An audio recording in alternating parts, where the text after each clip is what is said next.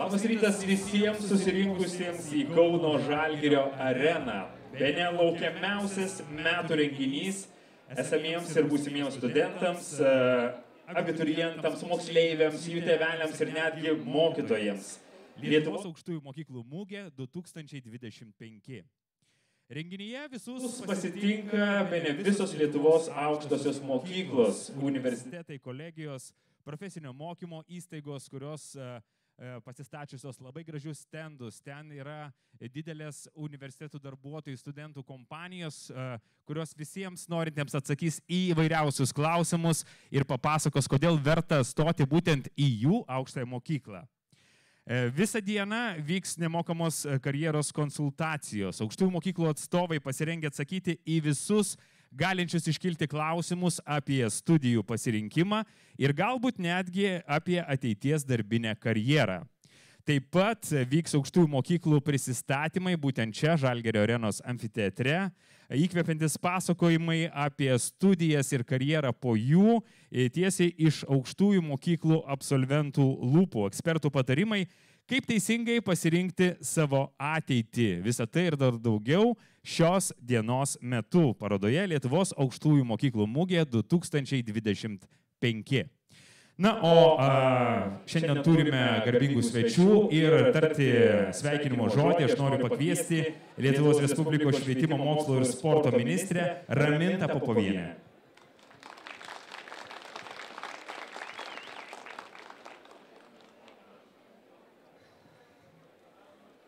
Gerbiamas rektoriau, gerbiamas Lama BPO vadovė, mėly visi susirinkusiai šiandien į šį renginį, sveiki mokiniai, būsimieji studentai. Tikrai džiaugiuosi, matydama labai daug jaunų žmonių atvykusių į šį renginį, matydama ir čia, ir matydama dar kiek daug stovi laukia už durų, nes praeiti tikriausiai nėra taip greitai paprasta, ir atvykusių pasiruošusi rasti savo kelią. Na, o galimybių šiandien tikrai matome pasirinkti bus daug, tai yra studijos ir universitete, ir kolegijose, ir profesinėse mokyklose, bet iš savo patirties žinau, kad pasirinkti tą kelią tikrai nėra lengva. Tačiau visada renkantis reikia klausyti savo širdies. Reikia pagalvoti, kas tikrai įkvepia, kas tikrai yra labai įdomu ir kas tikrai siesis su jūsų pomėgiais. Gal tai bus informacinės technologijos, gal menai, o gal tas kelias, kuris kvies mokyti kitus, mokytojo profesiją. Bet visada linkiu, renkantis, klausyti savo širdies. O jeigu kartais suklysite, tai nebijokite klysti, nes klaidos tai nėra pasaulio pabaiga, tai yra tas kelias, kuris taip pat mokina augti ir tobulėti. Tad linkiu jums šiandien smalsumo ir žingeidumo, linkiu svajoti, ieškoti ir atrasti. Ačiū gerbiamą ministrę už gražius žodžius. Tarti sveikinimo žodį aš noriu pakviesti Lietuvos universitetų rektorių konferencijos prezidentą profesorių Rimantą Benetį.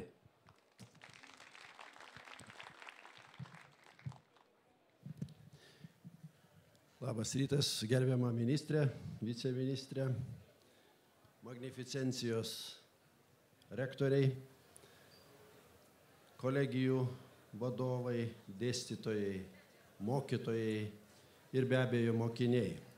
Aš tikiu, kad čia ne vien tik mokiniai, bet ir jų gidai, rėmėjai, palaikytojai, tėveliai turbūt lankosi šitoj parodoje. Minėta, kad tai viena iš svarbiausių parodų. Gyvenime galbūt taip. Ir žodis mūgė galbūt akademiniai bendruomeniai yra mažai įprastas. Atsiradęs galbūt vėliau universitetai, kurių istorija siekia šimtmečius, galbūt net tūkstantmečius. Tai yra stuburas visuomenės auklėjant, ruošiant specialistus, ruošiant naująją kartą. Šiandieną šitoj parodoje kaip niekada turbūt gausu paviljonų, kioskų, kur jūs matysit prisistatant įvairias mūsų Respublikos aukštasias mokyklas. Gausybė programų šiandieną sudaro jums ateityje galimybę įvairiausiais aspektais, įvairiausiais pjūviais analizuoti, tyrinėti ir keisti ateinantį pasaulį. Tai yra labai svarbu. Ministrė pabrėžė, nebijokit ir drįskit svajot. Aš pridėsiu, vis tiek reikės mokytis ir išmokti kažką. Tai linkiu jums sėkmės rasti tą vietą, kur jūs jausitės saugiai, komfortabiliai ir kur po daugelių metų galėsit pasakyti, aš džiaugiuosi, aš nenoriu kartoti savo gyvenimo kelio. Sėkmės. Ačiū, dėkojame profesoriui už gražų sveikinimo žodį. Noriu pakviesti Lietuvos kolegijų direktorių konferencijos prezidentę daktarę Liną Girdauskienę.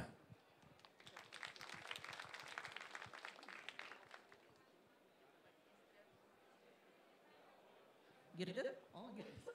Labas rytas, gerbiama ministrė, viceministrė, kolegos ir ateities kūrėjai. Šiandien turbūt atėjote rasti atsakymų. Atsakymų į dabar tiek daug kylančių klausimų. Tikiuosi, visi bus pasiruošę jums nors dalį jų atsakyti. O šiandien, linkėdama gero renginio, noriu jums patarti. Būkite drąsus, darydami sprendimus. Būkite drąsus, padarę klaidų ir jas taisydami. Būkite drąsus, griaudami mitus. Būkite drąsus, ieškodami ir darydami tai, kas jums atrodo geriausia. Ir būkite drąsus, keisdami savo sprendimus. Gero renginio. Ačiū labai, gerbiami svečiai, gerbiami dalyviai. Na kągi, oficialiai parodą Lietuvos aukštųjų mokyklų mugė 2025 skelbėme atidarytą, galime sukelti ovacijų jūrą. Taip, tegul kiekvienas šiandien randa savo gyvenimo kelią, savo pašaukimą. Na, o mes pradėsime diskusiją ir diskusijos dalyvius mes kviečiame užimti vietas mūsų scenoje. O publika, kuri šiuo metu stoviniuoja viršuje, ateikite, čia mes turime dar laisvų vietų, užpildome visas kėdes, tikrai labai įdomi ir aktuali diskusija. Na ir be jokios abejonės mes pabandysime su diskusijos dalyviais atsakyti į įvairiausius klausimus. Po pranešimo jūs turėsite galimybę užduoti klausimus, kurie jums rūpi, gauti naudingą informaciją. Diskusija, ką svarbu žinoti šių ir ateinančių metų abiturientams. Kalbėsime apie tai, kas aktualu ne tik šių metų abiturientams, bet ir kitiems vyresnių klasių mokiniams. Ko reikės baigiant mokyklą šiemet ar kitais metais? Kaip atrodys priėmimas į aukštąsias mokyklas ir daug kitų aktualių klausimų. Pradėsime nuo informacijos dabartiniams abiturientams apie valstybinius brandos egzaminus ir judėsime klasėmis žemiau net iki 8-okų. Paskui susipažinsime su priėmimo į aukštąsias mokyklas aktualijomis, prisiminsime, ko reikia norint įstoti į aukštąją mokyklą, gal net išgirsime užuominą, kokia studijų kryptis aktualiausia rinktis, kur stipendijos siekia net 450 eurų. Tai mums pristatys Švietimo mokslo ir sporto viceministrė Regina Valutytė, Švietimo mokslo ir sporto ministerijos ugdymo departamento direktorė Jolanta Navickaitė, Nacionalinės švietimo agentūros direktorius Simonas Šabanovas. Po pristatymų, kadangi mūsų laikas ribotas, kviesiu labai aktyviai išnaudoti likusį po pristatymų laiką ir uždavinėti klausimus. Na, o pirmiausiai noriu pakviesti Nacionalinės švietimo agentūros direktorių Simoną Šabanovą, kuris papasakos, kaip šiemet ir ateinančiais metais vyks valstybiniai brandos egzaminai. Ačiū Jums už pristatymą, ačiū, kad susitinkame čia. Aišku, kad kyla klausimų ir aišku, kad planuojant savo ateitį, visą laiką norisi pagalvoti, kaip man tą mokyklą reikės pabaigti, kaip mane įvertins ir kokie tie pasiekimai bus, kokie tie įvertinimai. Tai tikiuosi, kad čia susirinkę ne tik abiturientai, bet atsirinkę ir 11-okai, 10-okai, 9-okai ir 8-okai, nes jie planuoja savo karjeros kelią. Ir mano dalis, ir aš norėčiau jums pristatyti klausimus apie būtent brandos egzaminus ir pradėti nuo abiturientų. Tai informacija abiturientams. Pirmiausia, aišku, kad jūs žinote, kad reikia išlaikyti 2 egzaminus, kad gauti brandos atestatą. Vienas iš jų yra privalomas, tai lietuvių kalbos ir literatūros egzaminas. Ir norint laikyti valstybinio brandos egzamino antrąją dalį, reikia būti laikius tarpinį patikrinimą arba būti pasirinkus pirmąją dalį laikyti pakartotinėje sesijoje. Tai aktualu, aišku, tiems žmonėms, kurie susirgo praeitais metais, negalėjo atvykti, pasirinko savo karjerą kitaip, pagalvojo, kad reikia šito būtinai dalyko ir susižiūrėjo, kad stojimui reikės. Tai yra galimybė, kuri yra sudaryta. Brandos atestate bus įrašyta tik tie išlaikyti valstybiniai brandos egzaminai ir nebus atskirų valstybinių brandos egzamino dalių. Primenu, matyt, kad visi žinome, kad iš abiejų dalių, tai reiškia iš pirmos ir antros dalies egzaminų, gauti taškai yra sudedami ir suma, kad būtų laikomas išlaikomas, yra 35 balai. Skaičiuojant, pridedamas papildomas 5 balai ir prasideda įvertinimai nuo ir aukštyn.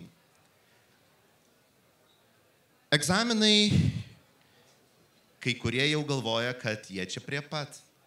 Tai užsienio kalbų dalis yra numatyta anglų, prancūzų, vokiečių kalbų kalbėjimo dalis balandžio 23 ir 25 diena.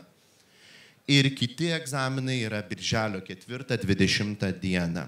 Labai tikiuosi, kad gavote į dienynus arba gavote per mokytojus ar gavote kitom informacinėm sistemom per socialinės medijas paruoštas atmintinės. Atmintinės, kuriuose buvo ir būtent pateiktas, kada egzaminai, priminimas, kada jie įvyks ir ką ten reikėtų žinoti. Ir jeigu perlaikime pasirinkę yra dalyvauti, tai datos yra birželio 23, Liepos 11 diena. Eit į egzaminą. Daug kas klausia, kas ten bus, ko man tikėtis. Ir geriausia yra pradėti, kad atsakyti tuos klausimus, pasidomėti, paskaityti atmintinę, bet ir sudalyvauti ir bandomosiuose egzaminuose. Tai kovo 20 dieną vyks bandomasis matematikos patikrinimas ir išplėstiniam ir bendrajam kursui. Ir bus visiškai tradiciškai popierinė forma galimybė išspręsti užduotis. Šiandien paskelbėme ir lietuvių kalbos ir literatūros užduotis, kurias jūs galėsite, kaip mokykla nuspręs, atlikti ir šiandien, ir rytoj, ir poryt pasirinktų laiku, kad pastebėtumėte, o kaip atrodo, kaip formuojama, kaip atrodo pati egzamino užduotis. Ir kodėl verta dalyvauti? Mes turime analizę, kad jeigu dalyvauja bandomajame egzamine, vidutiniškai keliais balais geriau išlaiko ir valstybinį brandos egzaminą. Tai pasibandyti, išsibandyti yra gerai.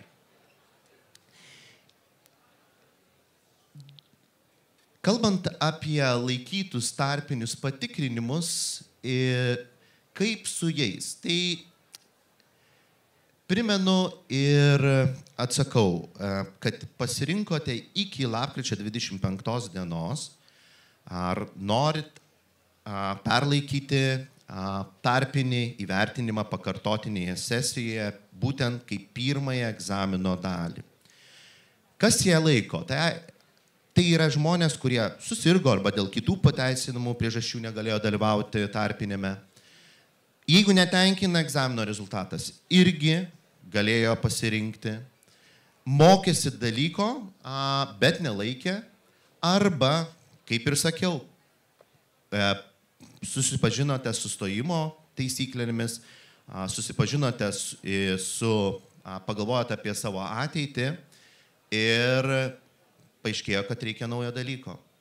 Tai pasirinkus naują dalyką, galimybė irgi sudaroma išlaikyti per pakartotinę sesiją. O kaip su antraja dalim? Dažnai girdim, tai kaip su antraja? Tai laikysiu, kai man čia pasiseks, o jeigu man nepasiseks? O jeigu susirgsiu, kas atsitiks? Tai pirmiausia, labai ramiai. Jeigu atsitiko, susirgot, arba yra ypač rimta priežastis pagal aprašą, tai jums bus sudaryta galimybė pakartotinėje sesijoje laikyti. Jeigu jūs laikėt ir, nepavyko, reikės dar to įdirbio truputėlį, nepavyko išlaikyti lietuvių kalbos ir literatūros egzamino, jums bus sudaryta galimybė dalyvauti ne tarpinėme, bet pakartotinėje sesijoje.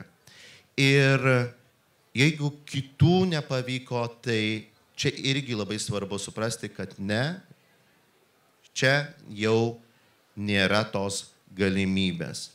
Ir klausia dažnai, o jeigu aš mokyčiau išplėstinėme lygyje, laikiau išplėstiniu lygiu, tai perlaikyti galiu ar negaliu bendruoju? Tai atsakymas laikoma ir perlaikoma tik tuo pačiu lygiu.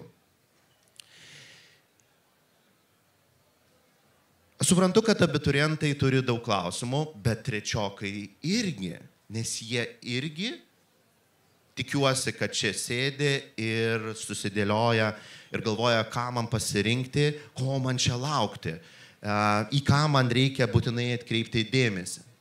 Tai paprastai, pirmųjų valstybinių brandos egzaminų dalių laikymas 3 klasėje yra laikoma pagal patvirtintą tvarkaraštį. Jeigu nerandate, einate į mokyklą, ten yra atmintinė ir kiekvienam dalykui net atskiras aprašas, ko ten tikėtis, kada, kaip bus vertinama visos schemos. Tai naudokite ir susipažinkite. Lygiai tas pats ir kai jūs jau būsite 12 klasėje. Jūs pasirinksite iki lapkričio ir pasirinkę laikysite arba, jeigu pasirinksite, nelaikysite, bet egzaminą, bet tikiuosi labai laikysite. Ir kaip ir su 12-okais, taip ir jums brandos atestatui gauti reikia išlaikyti 2 egzaminus. Ir nepamirškite, kad jeigu norit laikyti egzamino antrąją dalį 12 klasiai, būtinai reikia būti pasirinkus ir laikyti pirmąją dalį 11 klasėje. Kaip skaičiuojama? Elementariai sudedama 1 ir 2 dalis taškai ir suskaičiuojamas rezultatas. Kaip ir 12-okams lygiai tas pats, į brandos atestatai įrašomi tik išlaikytų valstybinės brandos egzaminų rezultatai, tarpinių, pirmos dalies atskirai ar antros neįrašoma. Ir jeigu 12-okai turi galimybę pasitikrinti, 11-okai irgi turi galimybę pasitikrinti.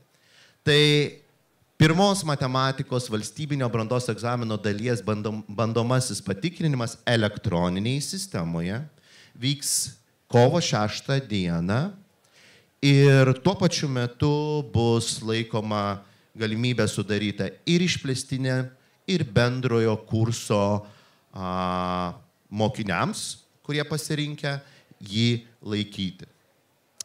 Egzaminų perlaikymas. Kyla klausimų, turim atsakyti. Tai primenu, kad lietuvių kalbą ir literatūrą, kalbėjimą, tai yra pirmąją dalį, laikysit vasario 17-20 dienomis, o kitus dalis pirmąją dalį nuo gegužės 30 iki birželio 17 dienos. Kada galima perlaikyti? Na, kas atsitiko? Na, susirgau. Atsitiko kažkokia ypatingai svarbi priežastis. Tai ta galimybė dėl pateisinamų priežasčių bus sudaryta. Gali būti ir tik šiais metais vėl sudaroma galimybė, jeigu netenkino gautas būtent preliminarius egzaminų rezultatas, jūs galite pasirinkti tą dalį perlaikyti. Bet labai atkreipiu dėmesį, lietuvių kalbos ir literatūros egzamino kalbėjimo dalies perlaikyti negalima.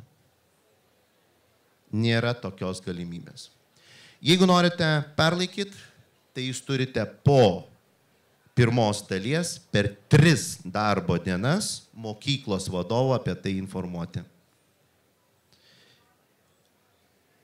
Ir tada perdodu klausimus ir pristatymą apie 10 klasę gerbiamai daktariai Jolantai Navickaitei. Ačiū labai Simonui Šabanovui už išsamų pristatymą. Dar kartą noriu priminti, kad po visų pristatymų mes turėsime laiko klausimams, tai dabar besiklausant visos informacijos, susikonkretininkite mintise klausimą, kurį galėsite vėliau užduoti. Jolanta Navickaitė.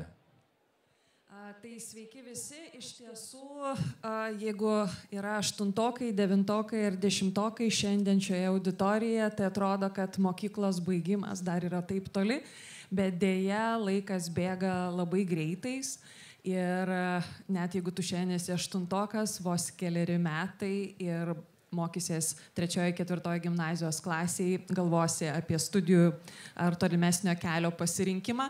Dėl to labai trumpai norėčiau sudėti kai kuriuos akcentus, kuriuos svarbu žinoti ir jaunesniai kartai. Iš tiesų, 10-tokai 2 gimnazijų klasių mokiniai lygiai taip pat galvoja šiuo metu apie artėjančius patikrinimus ir svarbu priminti, kad 10-tokai 2 gimnazijų klasių mokiniai šiemet turi dalyvauti lietuvių kalbos ir literatūros bei matematikos pagrindinio ugdymo pasiekimų patikrinimuose. Mokiniai, kurie mokosi tautinių mažumų kalbą arba tautinių mažumų mokyklose, jie gali pasirinkti ir dalyvauti dar ir šios kalbos patikrinime. Bet 2 dalykus laiko visi 10-tokai ir atvykti į patikrinimą yra būtina. Iš tiesų nekeliamas reikalavimas patikrinimą išlaikyti. Tačiau jeigu mokiniui dėl kažkokių priežasčių nepavyks surinkti žemiausio balo 4 balų, šiemet 10-tokai savo patikrinimą turės perlaikyti po mėnesio laiko. Labai dažnai sulaukiam klausimo, tai jeigu mano pažymys nieko nelemia, aš net ir gavęs kokius 3 balus galiu sėkmingai tęsti mokymąsi vidurinio ugdymo programoje, gimnazijoje. Tai kodėl aš turiu čia po mėnesio laiko vėl ateiti ir perlaikyti ten neišlaikytą savo egzaminą. Tai tam, kad iš tiesų per tą mėnesį laiko dar susistiguotumėt likusias kažkokias spragas, gautumėte bent jau žemiausiai vertinimą 4 ir su iškelta galva keliautumėte į vidurinio ugdymo programą. Mokiniai, kurie vis dėlto ir po pakartotinio perlaikymo nepasiek žemiausio įvertinimo, 3 gimnazijos klasėje sulauks papildomos mokymosi pagalbos, papildomų konsultacijų, kad likviduoti spragas ir toliau galėtų sėkmingai tęsti mokymasi jau pagal 3 gimnazijos kursą. Bet tikimės, kad iš tiesų susitelkimas mokyklose yra ir kiekvienas mokinys įdės maksimalias pastangas pademonstruoti geriausius savo žinojimus ir visi sėkmingai patikrinimus slenkstį įveiks. Taip pat 10 klasių mokiniams svarbu šitas pavasaris, nes vyksta mokomųjų dalykų pasirinkimas ir jau dabar 10-tokai net ir vaikščiodami šios mugės erdvėse tikrai gali gauti daug vertingos informacijos apie būsimus stojamuosius reikalavimus Ir tai gali iš tiesų jiems padėti susidėlioti savo mokymosi perspektyvas vidurinio ugdymo programoje, nes viduriniam ugdyme jau mokiniai gali rinktis. Ir šitam pavasarį mokyklose pavaduotojai tikrai teiks visas reikalingas konsultacijas ir visą laiką, jeigu reikia dar kažkokios papildomos pagalbos, tai tiek ministerija, tiek nacionalinė švietimo agentūra teikia visas įmanomus atsakymus ir padeda apsispręsti, tai nebijokit klausti. Du dalykai yra privalomi visiems mokiniams, tai yra lietuvių kalba ir literatūra ir matematika. Šitų dalykų nesimokyti negalima, galima pasirinkti tik mokymosi kursą, mokytis bendruoju kursu ar išplėstiniu kursu. Atitinkamai nuo to skiriasi ir pamokų skaičius bei mokymosi turinys, mokymosi turinio sudėtingumas ir gylis. Visi kiti dalykai neturi jokio kurso, tarsi būtų vienas tik išplėstinis kursas, nes pamokų skiriame šiek tiek daugiau, nei būdavo įprastai skiriama atitinkamiems dalykams prieš keletą metų. Šalia privalomų dalykų lietuvių kalbos ir literatūros ir matematikos yra ir pasirenkamieji dalykai.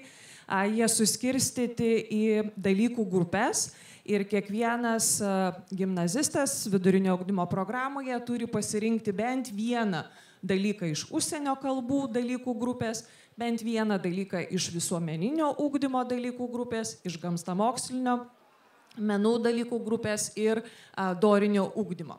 Taip pat mokyklose yra siūlomi moduliai. Juos gali rengti tiek mokyklos mokytojai, tiek galima naudotis nacionaliniu lygiu parengtais moduliais. Jie skirti iš tiesų konkrečiam dalykui praturtinti, pagilinti, papildyti ir panašiai. Tai visą laiką pasidomėti kviečiu tų modulių turiniu ir pasirinkti, kas jums dar yra papildomai įdomu. Taip pat mokiniai gali pasirinkti mokytis laisvai pasirenkamų dalykų. Jų sąrašas yra šiandienai baigtinis, tai ir teisė, ir psichologija, ir nacionalinis saugumas, ir krašto gynyba, ir astronomija, ir kiti dar dalykai, tai tikrai peržvelkit ir šių dalykų sąrašą, jie puikiausiai papildo vidurinio ugdymo programą. Taip pat atkreipiu dėmesį, kad 11-okai, 3 gimnazijų klasių mokiniai besimokydami gimnazijoje savo vidurinio ugdymo programą gali papildyti ir profesinio mokymo programos moduliais. Ir tai reiškia, jog įgyti papildomų žinių ir kompetencijų, kurios paskui dar labiau praplėstų galimybę rinkti savo tolimesnį profesinį kelią ar profesinio mokymo įstaigoje, ar kolegijoje, ar universitete. Tai yra puikia galimybė, kuri yra sudaryta ir nuo 5 iki 10 kreditų, tokios apimties modulius moksleiviai gali pasirinkti ir taip suderinti mokymas iš esmės 2 įstaigose. Mokytis gimnazijoje ir papildomai įgyti papildomų žinių mokantis profesinio mokymo įstaigoje. Apie tai, kad mokiniai bus išklausę ir tam tikrus profesinio mokymo modulius, jiems tą mokymąsi patvirtins profesinio mokymo įstaigos išduodamas pažymėjimas, bet taip pat įrašas apie tai, kad mokinys mokėsi ir tokį pažymėjimą turi, bus dar įrašytas ir brandos atestate. Taip pat visiems vidurinio ugdymo programos mokiniams yra privaloma socialinė pilietinė veikla ir iš esmės tą veiklą galite atlikti visą mokymosi laikotarpį vidurinio ugdymo programoje. Galima puikiausiai išnaudoti ir vasaros atostogas. Nėra apibrėžta, kad būtinai tai turit padaryti arba 3. arba 4. gimnazijos klasėje. Privaloma mažiausiai pasirinkti mokytis 8 mokomuosius dalykus ir minimum 25 pamokas, maksimumas pamokų per savaitę yra 35 pamokos. Tai tikrai visą laiką rekomenduojam pagalvoti apie savo tolimesnę mokymosi kryptį ir tada atitinkamai susikonstruoti savo vidurinio ugdymo mokymosi programą. Kas yra svarbu, galvojant apie tai, kaip laikys egzaminus, 1. ir 2. dalis dabartiniai 10-okai, tai iš esmės nieks nesikeis, egzaminas yra padalintas į 2 dalis, būdami 11-okai jie laikys 1. dalį, būdami 12-okai antrąją dalį. Rugsėjo pradžioje paprastai yra paskelbiamas patikrinimų tvarkaraštis ir jie matys, kaip atrodys patikrinimai. Atkreiptinas dėmesys, kad kalbėjimo dalis, lietuvių kalbos kalbėjimo dalis įprastai vyksta per žiemos atostogas. Tai susiję su lietuvių kalbos dalyko mokymusi ir žinom, kad kai kurios šeimos planuoja ir savo žiemos atostogas ar slidinėjimo atostogas, tai svarbu tiesiog atkreipti dėmesį, kad šitas laikotarpis yra skirtas būtent 11-okų lietuvių kalbos gebėjimams pasitikrinti. Mokiniai tą dieną, kurią sugaišta patikrinimo metu, jiems yra kompensuojama ir atostogos viena diena yra ilgesnės. Taip pat atestate bus rašomi tik tai išlaikytų valstybinių brandos egzaminų rezultatai balais, jokių atskirų dalių įrašų nebebus. Egzaminų rezultatai lygiai taip pat bus skaičiuojami, sudedant išlaikytos pirmosios ir antrosios dalies rezultatus. Ir taisyklė visą laiką galioja ta pati, jeigu noriu laikyti antrąją dalį, turiu palaikyti ir pirmąją dalį, tai reikia pagalvoti ir kokius egzaminus ketinsiu laikyti ir tą savo pasirinkimą pareikšti besimokant jau 3 gimnazijos klasėje maždaug lapkričio mėnesį. Išlaikymo riba nesikeis, egzamino išlaikymo riba yra 35 taškai, tai sėkmingai pasirodžius per valstybinio brandos egzamino pirmąją dalį 3 klasėje jau galima gyventi visą laiką su mintimi, egzaminą esu išlaikęs ir jau 4 gimnazijos klasėje kaupsiu papildomus taškus tik tai geresniam įvertinimui. Ir svarbu atkreipti dėmesį dabartiniam 10-okams, kad kai jie baigdinės mokyklą, jiems keisis reikalavimas dėl vidurinio ugdymo programos baigimo, jiems reikės išlaikyti jau 3 valstybinius egzaminus - lietuvių kalbos ir dar 2 pasirinktus. Tai šiek tiek kyla reikalavimai viduriniam išsilavinimui įgyti ir dėl to norisi atkreipti dėmesį, kad 3 egzaminus reikės išlaikyti. Ar tai yra kažkoks didelis pasikeitimas? Turbūt, kad ne, nes pagal statistiką jau dabar matom, kad abiturientai vidutiniškai laiko 3,4 valstybinius egzaminus. Tai reiškia, kad iš esmės visi skaičiuoja, kad bent 3 laikysiu, laikau dažniausiai dar ir 4 arba 5 egzaminą priklausomai nuo to, kur norėčiau studijuoti. Taip pat norisi atkreipti dėmesį dabartiniams 9-okams arba 1 gimnazijų klasių mokiniams, kad jiems lygiai taip pat reikės dalyvauti pagrindinio ugdymo pasiekimų patikrinimuose lietuvių kalbos ir literatūros bei matematikos. Jiems nebus taikomas reikalavimas šitos pasiekimus išlaikyti, tačiau, kaip ir minėjau, neišlaikius reikės pakartotinėje sesijoje dar kartelį pasitikrinti, nes tai garantuoja sėkmingesnį mokymąsi vidurinio ugdymo programai. O jeigu nepasiseks, bus teikiama papildoma mokymosi pagalba. Ir paskutinė turbūt žinutė atrodo, kad tolimiausiai šiuo metu nuo egzaminų esantiems 8-okams, bet kodėl norisi paminėti ir juos. 8-okai yra ta karta, kurie baigdami pagrindinio ugdymo programą turės ne tik ateiti į pagrindinio ugdymo pasiekimų patikrinimus, bet ir gauti žemiausią balą, tai yra bent 4 balus. Jeigu mokiniui nepasiseks išlaikyti 4 pagrindinio ugdymo pasiekimų patikrinimo, jis dar tais pačiais metais galės perlaikyti. Jei ir po perlaikymo jisai bus nepasiruošęs mokytis vidurinio ugdymo programoje, jis galės likti kartoti kursą savo mokykloje. Galės išeiti, pavyzdžiui, kad ir į suaugusių mokyklą ir mokytis tik tai tų dalykų, kurie jiems nepasisekė, ar lietuvių kalba, literatūra, ar matematika, ar abu šie dalykai. Galės eiti mokytis tik tai profesijos į profesinę mokymo įstaigą, galės toje įstaigoje mokytis ne tik profesijos, bet ir pakartoti pagrindinio ugdymo programą.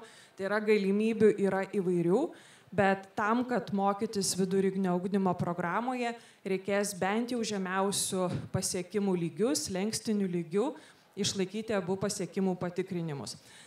Tai tokios yra pagrindinės žinutės dėl galimų pokyčių žemesnių klasių mokiniams, kuriomis norėjau šiandien su jumis pasidalinti. Dėkojame Jolanta Navickaitė, ačiū labai. Jeigu turėsime klausimų po paskutinio pranešimo, mes tikrai galėsime paklausti. Kas aktualu šių metų abiturientams ruošiantis stoti į aukštąją mokyklą, kokie egzaminai tam reikalingi, kiek balų reikia surinkti ir kita informacija. Apie tai papasakos Švietimo, mokslo ir sporto viceministrė Regina Valutytė. Labas rytas visiems.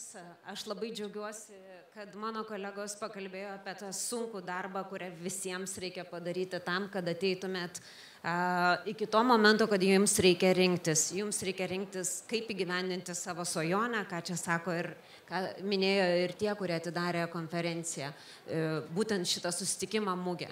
Tai aš norėčiau pakalbėti iš tiesų, kas naujo ir ko reikia stojant į aukštąją mokyklą. Ir tam tikrą prasme jau prezimuoju, kad apeliuoju į tuos, kurie tą nori daryti. Ir mes turime be abejo įvairių galimybių, tai yra tiek universitetai, tiek kolegijos, tiek profesinės mokyklos ir aš apie tai norėčiau pakalbėti. Tai visų pirma, kas svarbu, šiais metais mes turime vienodus reikalavimus stojantiesiems į valstybės finansuojamas ir nefinansuojamas vietas. Ir iš esmės tie reikalavimai jau susilygino pernai metais, tai čia niekas nesikeičia. Ir vėlgi pabrėžiu ir tai, kad šiais metais be abejo mes turėsim tam tikrų pokyčių, bet jeigu bus stojantieji iš praėjusių metų, tai jiems bus taikomi atitinkamų metų, kai jie baigia mokyklą, priėmimo reikalavimai. Tai tiesiog tą norėčiau pabrėžti. Ir toliau jau šnekėsime apie tai, kas taikoma būtent stojant moksleiviams į aukštąsias mokyklas 25 metais. Tai, kaip jau kolegos minėjo, reikia išlaikyti 3 valstybinius brandos egzaminus. Ir mūsų įstatymai labai aiškiai sako, kad tai turėtų būti lietuvių kalba ir literatūra, tai turėtų būti matematika ir bet koks vienas laisvai pasirenkamas dalykas.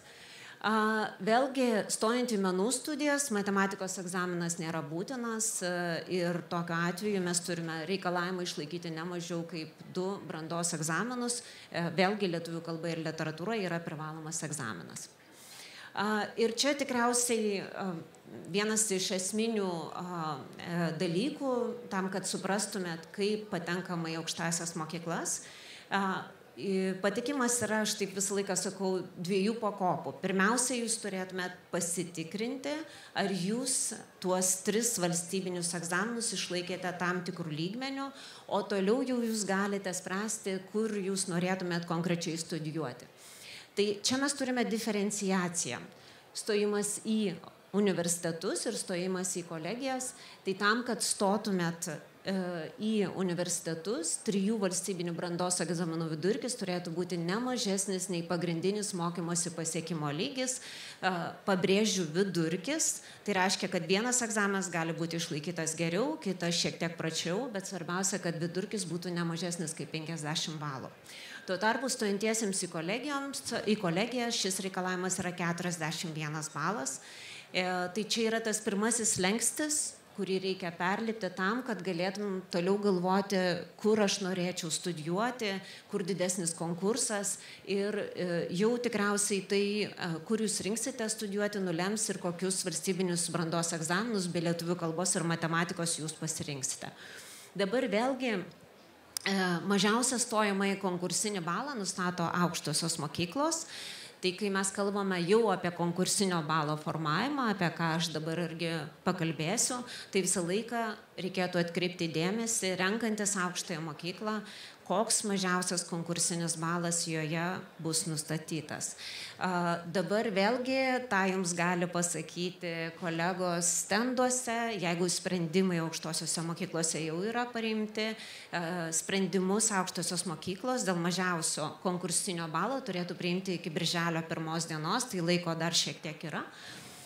Vėlgi, kaip skaičiuojamas konkursinis balas? Tai jeigu jau jūs išlaikėte tuos 3 valstybinius egzaminus arba 50 balų, arba atitinkamai ne mažiau negu 41 balu, tokiu atveju jau jūs turėtumėte žiūrėti į konkrečią kryptį studijų ir pasižiūrėti, kokių mokomųjų dalykų jums reikia.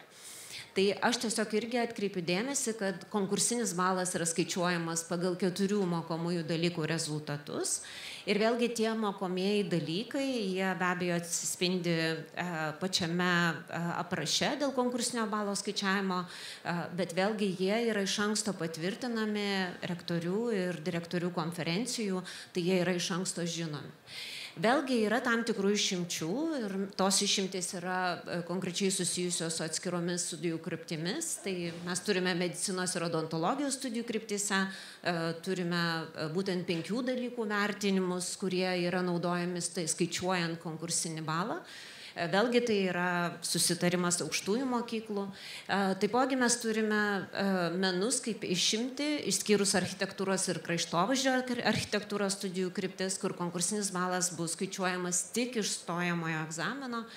Turime išimti vėlgi sporto ir sporto pedagogikos studijų programoje, kur vietoj pagrindinio dalyko bus imami sporto pasiekimai.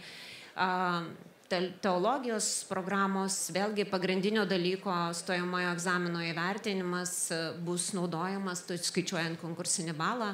Ir paskutinė išimtis, kurį norėčiau paminėti, tai yra į orlaivio pilotavimo studijų programą privaloma yra išlaikyti stojant specialų testą. Vėlgi visą tai jums labai detaliai gali papasakoti aukštosios mokyklos konsultantai stenduose, jeigu jūs esate susidomėję viena ar kita studijų kryptimi. Na ir tikriausiai naujovė, kurią reikia suprasti šiais metais, kadangi mes turime B kurso ir A kurso valstybinius lietuvių kalbos ir literatūros ir matematikos egzaminus, kad priklausomai nuo to, kokį egzaminą jūs pasirinkote laikyti, bus skaičiuojant konkursinį balą taikomas koeficientas. Tai vėlgi, jeigu jūs pasirinkote laikyti B kurso egzaminą, tai jūsų įvertinimas, skaičiuojant konkursinį balą, bus padauginamas iš 0,7 koeficiento ir atitinkamai, jeigu pasirinkote A kurso valstybinį brandos egzaminą, tai tas koeficientas bus 1,1. Natūralu atkreipiu dėmesį, kai tai nėra vieninteliai koeficientai, kai skaičiuojamas yra konkursinis balas, jūs tikriausiai jau irgi žinote, kad stojant į atskiras studijų kryptis, skirtingi dalykai turi skirtingą svorį, jiems yra priskirti koeficientai, dėl to, kad stojant į skirtingas studijų kryptis, vienur yra svarbiau matematika, kitur istorija, kitur chemija, skirtingi dalykai, dėl to tikrai prašau atkreipti dėmesį. Vėlgi, tikriausiai irgi teko girdėti, kad galima gauti ir papildomų balų skaičiuojant konkursinį balą ir vėlgi tie papildomi balai yra suteikiami už pasiekimus nacionalinėse ir tarptautinėse olimpiadose ir konkursuose, baigus profesinio mokymo įstaigos programą su pagyrimu, vėlgi parengus brandos darbą įvertinta ne mažiau nei 9 ilgalaikės savanorystės atveju ir baigus bazinius karinius mokymus ir privalomą karinę tarnybą. Tikriausiai irgi teko girdėti, kad yra Lamos BPO skaičiuoklė, tai jeigu kyla abejonių, žinau, jinai tikrai parengta ir veikia, jeigu kyla abejonių arba tiesiog smalsu, tai tikrai labai raginama naudotis pačią skaičiuoklę. Mes suprantame, kad pačios sąlygos yra pakankamai sudėtingos, yra labai daug taisyklių, tai tikrai labai raginame tą savo rezultatą pasitikrinti arba galimą rezultatą pasitikrinti Lamos BPO skaičiuoklėje. Na vėlgi, gyvendinant svajonę, kaip ir minėjo gerbiama ministrė, sakom, rinkitės, iš tiesų vadovaudamėsi savo širdimi, bet mes turime ir privaloma pasakyti, kad yra tam tikros specialybės, kurių ypatingai trūksta valstybei. Tai jeigu abejojate, tai tikrai labai rekomenduojame įvertinti, ar jūs nenorėtumėt tapti mokytoju. Tai tikrai turime pedagogikos studijose eilė krypčių, kur mes turime didžiulį trūkumą. Tai tikrai labai rekomenduojame rinktis būtent šias studijas, toliau informacinės technologijos ir inžinerija. Trūksta inžinierių, trūksta trūksta specialistų šioje srityje, tai jeigu vėlgi labiau domina tikslieji mokslai, tai tikrai labai raginame svarstyti tokias galimybės. Vėlgi Lietuvoje trūksta ir pareigūnų, be abejo yra taikomi specifiniai reikalavimai, bet tai vėlgi vienas iš jūsų galimų būsimų pasirinkimų. Ir lygiai taip pat trūksta slaugytojų ir akušerių, kur tikrai labai svarbu žmonės mūsų gyvenime. Tai tikrai pasvarstykite, ar tai nėra tos studijų kryptis, kuriuose jūs norėtumėt studijuoti, jeigu tikrai nesate apsisprendę dėl savo ateities. Vėlgi, tai nėra naujovė, tai pilotas buvo pernai metais, šiemet turime antrus metus vykdomą antrą konkursinę eilę. Vėlgi, pirmoji, tai yra įprastas patekimas į aukštąsias mokyklas, apie kurį aš jau pasakojau. Pernai startavo antroji konkursinė eilė, kur buvo alokuota 10% visų valstybės finansuojamų studijų vietų. Ir yra nustatyti tam tikri kriterijai, kaip galima patekti į tą antrą konkursinę eilę. Vėlgi aš norėčiau čia pabrėžti, kad tai yra toks pat patekimas į aukštąsias mokyklas. Tiesiog jeigu jūs atitinkate vieną iš šitų kriterijų, vadinamųjų socialinės dimensijos kriterijų, tai tokiu atveju jūs galite konkuruoti atskiroje eilėje atskirai. Na ir tie kriterijai yra be abejo orientuoti į tam tikrą patirtį arba tam tikrus socialinės dimensijos aspektus. Tai pavyzdžiui, jeigu baigėte trumposios pakopos studijas, reiškia, jau turite patirties studijose, toliau jeigu turite 24 mėnesių praktinės veiklos patirties arba gaunate socialinės pašalpas, turite 45% ar mažesnį dalyvavimo lygį ar sunkaus ar vidutinio neįgalumo lygį, taip pat našlaičiai neturintys abiejų tėvų ir ne vyresni nei 25. Aš taip pat atkreipiu dėmesį, kad karo tarnyba atlikta taip pat atveria kelią į antrąją konkursinę eilę, tai tikrai jeigu atitinkate šitos kriterijus, tikrai rekomenduojame patekti į šitą antrą konkursinę eilę ir tikrai labai skatiname ją naudotis. Vėlgi, kitas variantas yra trumposios pakopos studijos, tai tiesiog gal mažiau žinoma forma studijų, tiesiog jas vykdo kolegijos ir būtent tos kolegijos, kurios jau vykdo tų pačių studijų krypčių bakalauro studijas. Ir čia tiesiog atkreipiame dėmesį, kad į šias studijas galite patekti turintys ne žemesnį kaip vidurinį išsilavinimą ir profesinę kvalifikaciją. Ir atitinkamai yra nustatyta, kaip ir visur kitur, konkursinio balo skaičiavimo tvarka. Pačios studijos trunka nuo 1,5 iki 2 metų. Ir kas yra svarbiausia, kad jeigu jūs toliau galvojate tęsti savo kelią aukštojoje mokykloje, konkrečiai kolegijoje, tai tokiu atveju jūs turėsite galimybę įsiskaityti dalį dalykų studijuotų būtent trumposiose studijose į savo kolegijines studijas. Tai reiškia, kad kitais žodžiais, kad jums nereikės iš naujo studijuoti dar 3 metus, tai bus sudaryta galimybė dalį įgytų kompetencijų įsiskaityti. Na ir 25 metais stojantieji priimami informatikos inžinerijos, elektros ir elektronikos inžinerijos, mechanikos inžinerijos programų ir informatikos sistemos krypčių programas.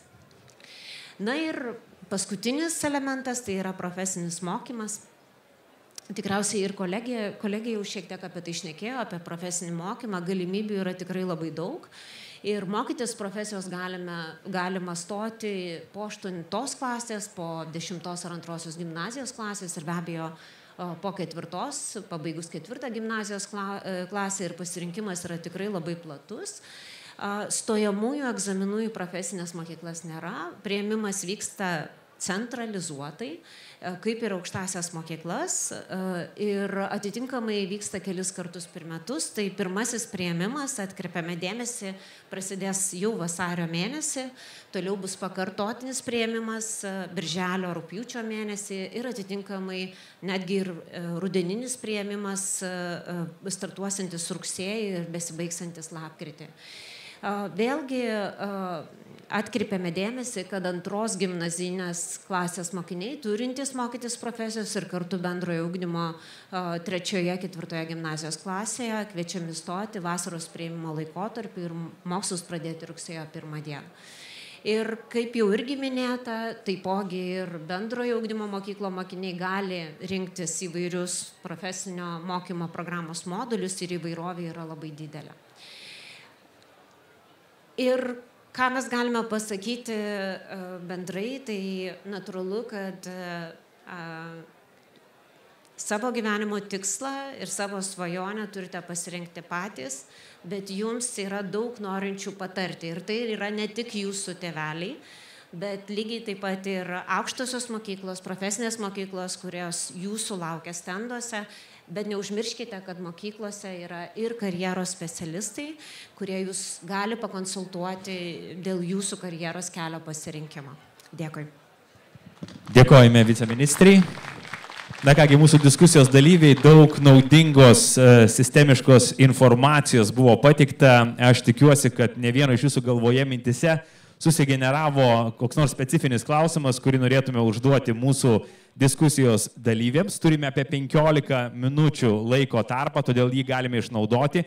Kas turite klausimą, kilstelkit ranką, iki jūsų atkeliaus mikrofonas ir tuomet galime užklausti. Ir mūsų diskusijos dalyviai tikrai pasistengs atsakyti ir suteikti jums papildomos informacijos.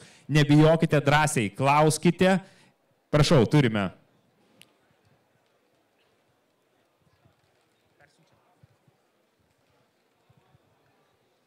Labadiena, Šilutės pirmoji gimnazija, karjeros specialistė. Noriu paklausti, jūs sakėte, kad dabar, kaip čia pavadinti, tarpinius ar pirmos dalies egzaminų informaciją ar pažymius jūs neįrašysite atestatą, bet jeigu mokinys yra pasirinkęs iš gamtamokslių informatiką ir fiziką, jis laiko pirmą dalį abudu egzaminus, o antrąją dalį laiko tik pasirenka informatiką. Bet jeigu jis persigalvoja ir nori studijuoti inžinerinės studijas, po kurio laiko, tai jam vėl dar kartą reikės perlaikyti ir tą pirmąją dalį, ir antrąją. Ačiū labai už klausimą. Iš tiesų, mokinių laikytų egzamino dalių rezultatai niekur neprapuola. Ir jeigu mokinys trečioje gimnazijos klasėje pasirinko ir laikė informatikos ir, sakykime, biologijos pirmasias egzaminų dalis, ketvirtoje gimnazijos klasėje vieno dalyko egzamino nepasirinko antrosios dalies, o paskui baigęs mokyklą nusprendė, kad vis dėlto jam reikia, pavyzdžiui, kad ir po metų dviejų grįžti ir išsilaikyti egzaminą iki galo, tai jam reikės grįžti laikyti antrąją dalį. Mokinių registre jo duomenys bus užfiksuoti ir sukaupti. Tai pirmosios dalies pakartoti nereikės, nebent jisai manys, kad to reikėtų ir tada prašys laikyti egzaminą pilna apimtimi. Rezultatų pirmosios dalys buvo svarstymas ir siūlymas egzaminų rašyti visus rezultatus, tačiau pasikonsultavus su kitų šalių patirtimi supratom, kad įrašas apie išlaikytą pirmąją dalį trikdo ypatingai užsienio šalis ir kelia klausimus, ką rodo ta egzamino pirma dalis, tai tiesiog pasilikom prie iš esmės įvairiose šalyse tokio įprasto standarto, kad įrašomas tik galutinis rezultatas, o visi laikyti patikrinimai tikrai yra kaupiami. Ačiū labai. Prašom, ar turime dar klausimų? Keliame ranką, turime.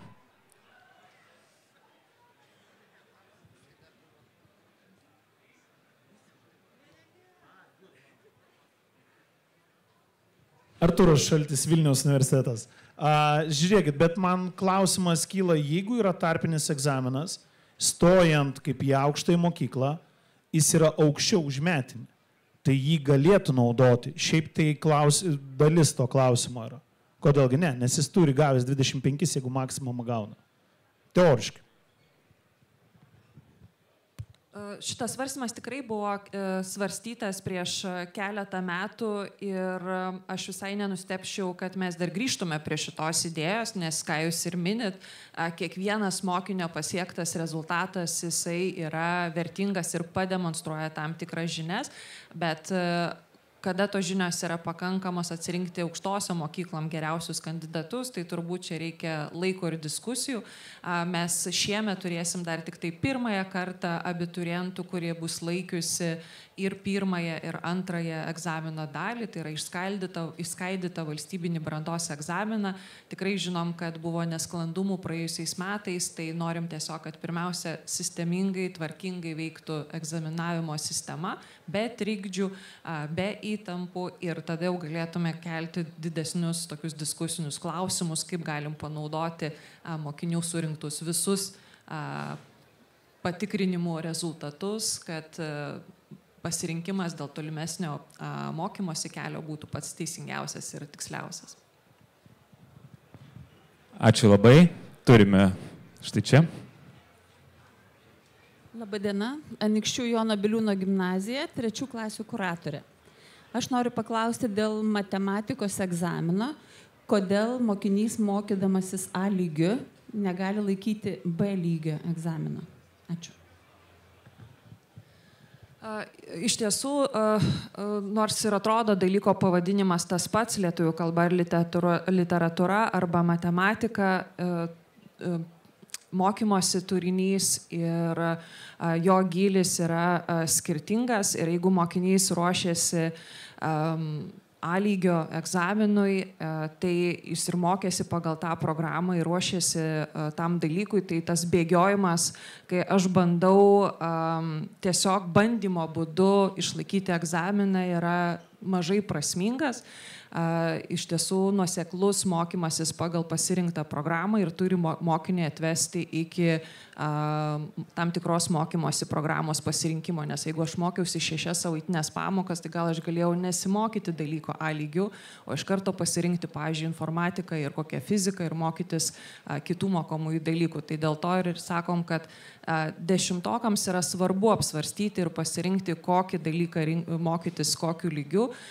Iš įpročio tarsi jaučiam, kad visi mokiniai nori būtinai mokytis išplėstinių lygių tiek lietuvių kalbą ir literatūrą, tiek matematiką, bet svarbu suprasti, kad kartais geriau tikslingai pasirinkti ir B lygis yra nevykėlių lygis, tai yra rimtas mokymosi kursas ir geriau pasirinkti tada kitų mokomųjų dalykų daugiau ir taip turėti platesnės galimybės įstoti į pasirinktą studijų spektrą. Turime štai ten vieną klausimą. Labadiena, karjeros specialistė Plungės Saulės gimnazijai. Sakykit, ar mokinys B kursų išlaikęs egzaminą turi galimybę įstoti į universitetą?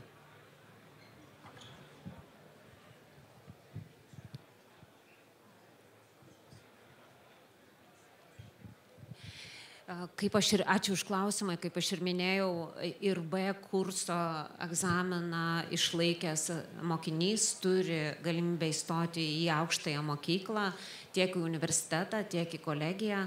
Vienintelis aspektas yra tai, kad pirmas slenkstis, ką reikia pasimatuoti ir įsivertinti, tai yra tam, kad turėtum galimybę konkuruoti, stoti į aukštąją mokyklą, į universitetą 3 valstybinių brandos egzaminų vidurkis, nesvarbu ar A ar B kursų, turėtų būti ne mažiau negu 50 balų, stojant į kolegijas ne mažiau negu 41 balas. Tai tas yra slenkstis, kurį reikėtų įveikti ir jeigu moksleivis abiturientas šiuo atveju įveikia šį slengstį, tai toliau jau jo konkursinis balas priklauso nuo eilės faktorių ir tada jau tas B kursas jisai įgyja tam tikrą reikšmę priklausomai nuo to, kokią studijų kryptį moksleivis renkasi. Dėkojame viceministrei. Turime dar. Čia, gerai, prie jūsų prieisim. Prašau. Šilutės rajono savivaldybės tarybos narys Sigitas Majus. Turėčiau klausimą, kodėl negalima perlaikyti pirmos dalies lietuvių kalbos egzamino, jeigu matematikas galima, ir kodėl taikomi skirtingi reikalavimai šitam dalykui? Lietuvių kalba ir literatūra yra vienintelis egzaminas, kurį privalo išlaikyti visi mokiniai tam, kad baigtų mokyklą. Dėl to lietuvių kalbos egzamino struktūra yra šiek tiek kitokia. Jeigu visų dalykų pirmoji dalis tai yra patikrinimas elektroninėje sistemoje, o antroji dalis yra popieriaus pieštuko testas, užduoties atlikimas popierinėme sąsiuvinyje, tai lietuvių kalbos pirmoji dalis yra kalbėjimas, o antroji dalis yra rašinys. Ir dėl kalbėjimo dalies patikrinimo organizavimo mes išnaudojam iš esmės visą žiemos atostogų savaitę, dirba visi lietuvių kalbos mokytojai, tai organizuoti patikrinimą pakartotinį kažkur birželio mėnesį, kai dar vyksta ir lietuvių kalbos rašinių vertinimas, tiesiog fiziškai nėra galimybių.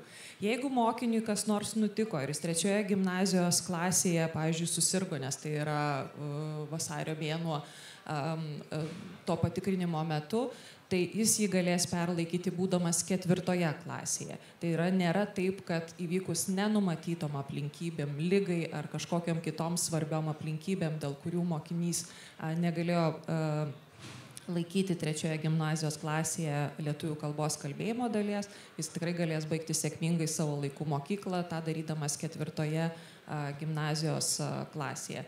Bet tiesiog dėl organizavimo ypatybių birželio mėnesio pakartotinėje sesijoje kalbėjimo dalies nėra.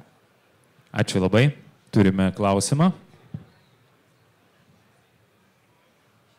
Viskas gerai, turėtų būti įjungtas.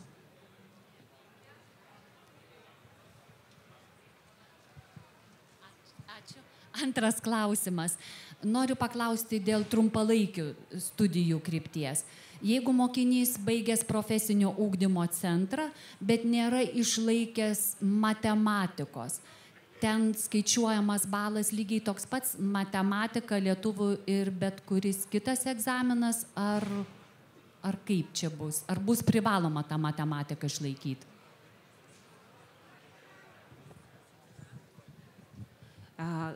Labai specifinis klausimas, aš čia ir žiūriu gerbiamą Praną.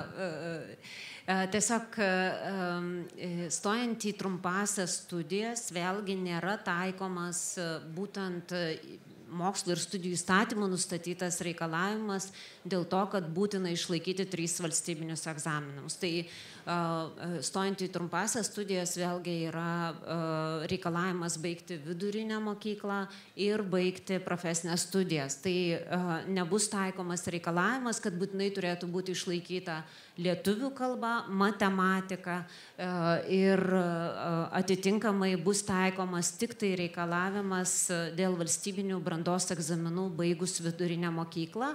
Kitais žodžiais tariant, žmogus turės būti išlaikęs 3 valstybinius brandos egzaminus, šiais metais 2 valstybiniai brandos egzaminai. Ačiū labai, turime klausimą. Birutė Mažeikiai, klausimas toks būtų. Matematikos egzaminas tampa iššūkiu tiek B lygiui, tiek A lygiui. Tai dabar ką daryti mokiniui, nes ateina konsultuotis, kai neišlaikoma nei BA, tai koks pasirinkimo kelias? Kas lieka šitam mokiniui? Ir dar bus kitas klausimas, dar vienas. Žvelgiu viceministrė, neišlaikius nei B lygių, nei A lygių matematikos, kelias į universitetinės arba koleginės studijas neatsiveria, tačiau yra profesinio mokymo studijos ir kvalifikacijų pasirinkimas ir spektras tikrai yra fantastiškas. Bazė, kurią turi profesinio mokymo įstaigos, yra šiuolaikiška, moderni ir tikrai verta pasirinkti ir profesinio mokymo kelią. Ir ką minėjo viceministrė, tada baigus profesinio mokymo programą, įgijus kvalifikaciją, trumpųjų studijų kelių galima įgyti dar ir papildomas reikalingas kompetencijas, o jeigu yra tik noro ar valios mokytis, tada galima eiti ir toliau į koleginės studijas ir panašiai iš trumpųjų studijų. Tai yra kelias niekada neužsidaro, bet taip tiesiogiai iš vidurinio ugdymo programos į studijas nepavyktų įstoti. Jeigu galima, aš dar papildysiu, vienintelė išimtis, kuri yra šiuo metu numatyta, tai yra dėl menų studijų, kur matematikos valstybinis brandos egzaminas nėra privalomas. Tai tiesiog irgi modeliuojant šitą karjerą reikėtų į tai atsižvelgti. Ir dar prie to pačio klausimas, tada apie B ir A lygius, ar ne, apie tos koeficientus. Kokiu būdu buvo nustatyta, kad ten 0,7 ir 1,1? Kodėl pasirinkti šitokie koeficientai? Ačiū. Dar rengiant ir prieš tvirtinant atnaujintas vidurinio ugdymo programas buvo vertintas tiek mokymosi turinys, tiek mokymosi laikas skirtas programos įgyvendinimui ir buvo sutarta, kad skirtumas tarp A ir B lygio rezultatų jis bus ir jisai sieks per 0,4, taip sakykime, jeigu skalėje. Tai šitas skirtumas toliau išlaikytas ir formuojant konkursinę eilę. Tai yra mokyklos baigimui visi egzaminai ir visi rezultatai yra validus, o toliau jau stojant egzaminai įgyja tam tikrą svorį. Na kągi, mūsų laikas spaudžia, paskutiniai 2 klausimai. Vienas čia, matau, gerai. Sveiki. Iš pradžių buvo matematikos ir lietuvių po 3 dalis ir paskui pakeitė į 2. Tai kaip bus skaičiuojami taškai ir kaip bus su perlaikymu, nes perlaikymas bus daugiau taškų. Ačiū labai už klausimą. Iš tiesų, tiek lietuvių kalbos, tiek matematikos egzaminuose atsisakyta 3 dalies po konsultacijų. Lietuvių kalbos egzamino struktūra lieka, kai pirmosios dalies vertė yra 30 taškų, antrosios dalies vertė yra 70 taškų. Mokinių laikytų tarpinių patikrinimų taškai, tas 20 taškų, bus dauginamas iš koeficiento 1,5, tai yra nieko nereikės perlaikyti ir jokie taškai bus neprarasti ir taip turėsime lietuvių kalbos ir literatūros 100-balę skalę. Dėl matematikos mokiniai, kurie turi išlaikę tarpinį patikrinimą ir yra patenkinti jo rezultatu, tikrai neturi jo perlaikyti tam, kad kažkaip ten pasikeistų taškai. Jie laikys antrąją egzamino dalį. Antroje dalyje surinks 60 taškų ir skaičiuojant galutinį rezultatą, tas 60 taškų bus padaugintas iš koeficiento 1,34 ir taip bus susumuotas jų rezultatas. Jeigu mokinys perlaikys pirmąją dalį ir susirinks 40 taškų, tai bus sumuojama su nepadaugintų rezultatu, tai yra su 60 taškų. Jeigu bus perlaikančių ir laikiusių ir perlaikančių, tai bet kokiu atveju galutinis rezultatas bus suskaičiuojamas ir mokiniui atiduodamas jo aukštesnės vertės rezultatas. Tai yra bus skaičiuojama, kad nei vienas mokinys neprarastų nei vieno taško ir gautų savo geriausią rezultatą. Ačiū labai ir paskutinis klausimas. Labai norėtųsi, kad įgarsintumėt, kokios yra svarbios priežastys neatvykti į pirmąją valstybinio egzamino dalį. Jos yra išvardintos egzaminų tvarkos apraše, tai yra iš esmės liga, artimo žmogaus mirtis, gydytojų kažkoks sprendimas dėl sveikatos kažkokio paūmėjimo. Sąrašas yra išrašytas, tai tiesiog pavaduotojai gali mokiniams priminti, aš tiesiog dabar mintinai nebeišvardinsiu, bet tai yra tos rimtos aplinkybės, dėl ko mokinys galėtų neatvykti. Aš tiesiog norėčiau dar patikslinti, dabar pasipylė prašymai, kaip svarbę priežastį traktuoti išvyką atostogų metu, sakykime, į Maltą ar į Kretą. Šeimos atostogos nėra priežastis nedalyvauti patikrinimuose. Sulaukėm ir mes ir skambučių, ir prašymų, ir piktų pasakymų, kad mes gadinam šeimos atostogas. Tai taip jau yra. 11 klasėje, 3 gimnazijos klasėje išvažiavimas slidinėti yra ne priežastis neatvykti į lietuvių kalbos ir literatūros patikrinimą ir mokiniai turėtų jame dalyvauti. Dėkojame labai, kad palaikote mus, mes irgi neišleist žadam.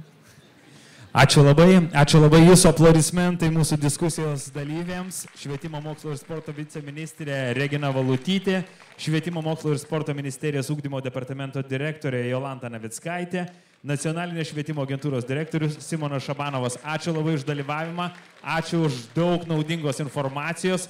Aš tikiuosi, kad jūs dar pasiliksite ir pavaikštinėsite aukštųjų mokyklų mugėje. Jeigu kils kokių klausimų, galite tiesiogiai prieiti, tiesiog ir paklausti ar trumpai padiskutuoti. Na kągi, o čia